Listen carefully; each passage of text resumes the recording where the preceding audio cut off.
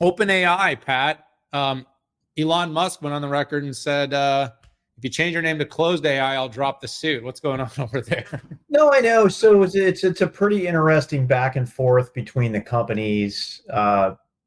Elon's definitely going for it. And instead of Sam Altman responding, they have the first check writer to OpenAI, Vinod Khosla, aka Khosla Ventures, coming in to do the dirty work for Sam Altman and OpenAI.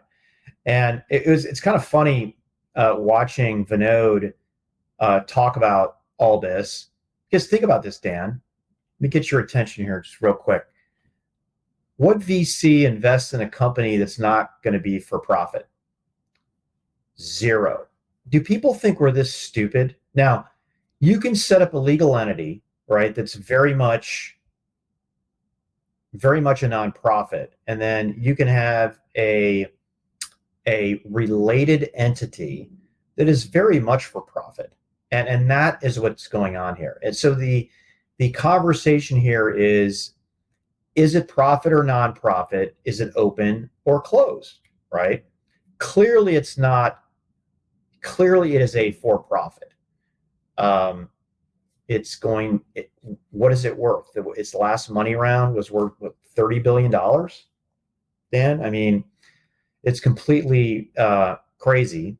We're not that stupid, people. And then, second of all, is it open or not? And this idea of open.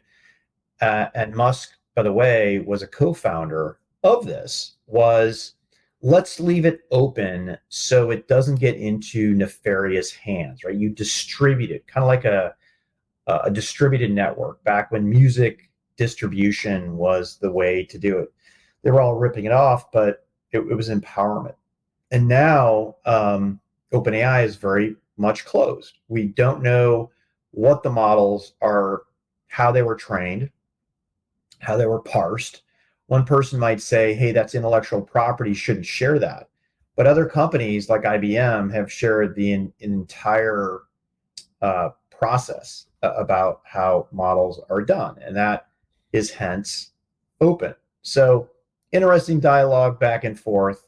The memes alone are worth the price of admission. Yeah, I kept flashing you the Musk memes. It was just too fun. The guy's savage. I mean, just absolutely relentless. I mean, first of all, kudos to Microsoft for locking down. And when I mean locking down, I mean, I don't know if that's irony or if that's actuality, but the biggest and most important relationship with OpenAI, which is the most reputed and lauded large language model and company building this type of technology on the planet. You see what they're doing with Sora. You see what they've done with Dolly. It's not just ChatGPT.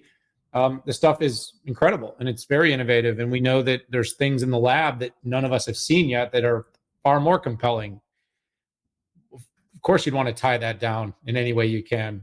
And, you don't become the world's second most valuable company on the planet, or in this case now first, being Microsoft, by not seeing where the technology roadmap is going. Having said that, there's this whole debate about ethos. The ethos of OpenAI. The reason it was created was to actually make sure it never was distributed in a way that any one particular company could monopolize it. And so the questions that Musk is asking, the questions he's asking are substantial and legitimate and necessary. And we should be taking this with some level of seriousness as a society and want to know, how do we make sure that what's being built here is going to be democratized in the way OpenAI's vision set out? And or Musk's other big concern is if they, as they flip, because OpenAI has many entities. I read the first page of the lawsuit. There was like 28 entities that were related, and they have for-profit business ventures. How do we make sure that's governed to not create a very unique advantage to one company? So the non-for-profit status was used to build technology that basically one company then gets its hands on and is able to build unique intellectual property on top of and build competitive moats in the marketplace versus everyone else? These are questions that should be asked, need to be discussed. It's good Musk is asking them. For his political ideology, people won't take, certain people won't take his concerns as serious as need to be, but they should be taken seriously. This is a very real topic, and we will see how this plays out. I compliment Microsoft because they made the right move, Pat. Do you think Microsoft will put their head in, or like, let's stay away from this thing? I mean, if you remember, they were very active when the coup happened, right? And then They had to be. I know Satya's like, hey, we'll hire all of you. Come on in. He actually announced Altman, right, as joining the AI team. Well, protecting the investment. My point is, it's kind of like tax write-offs, Pat. This is why I have no issue with Microsoft doing. This is like tax write-offs. Like, people are like, oh, you wrote off a car.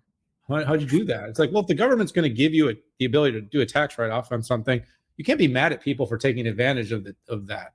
Oh, if Microsoft's going to be allowed to use the non-for-profits technology to build a for-profit competitive advantage, I think that's bright. That's smart of them. So it's going to be something to watch, and we'll have to keep an eye on it.